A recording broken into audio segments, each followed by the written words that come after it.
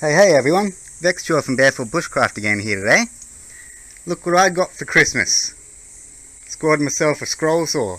So in this little video we're just going to be pretty much just testing it out. I've got this scrap bit of pine that I've done a few little pilot holes into, so let's get into it.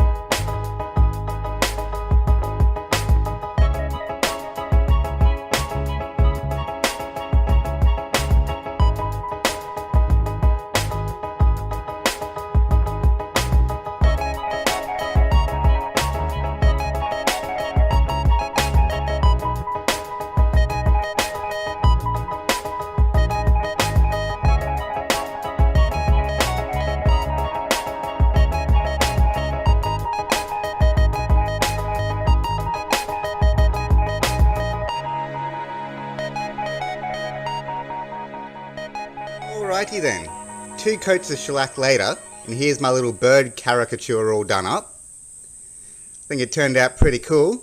I used the knot for the eye obviously. So yeah, I'm having a lot of fun with this scroll saw, so much so that while I was out there, I actually did a few more things. I did this up, this one hasn't been polished at all. I also did a little scream face. I gave him like 2 little coats of shellac as well.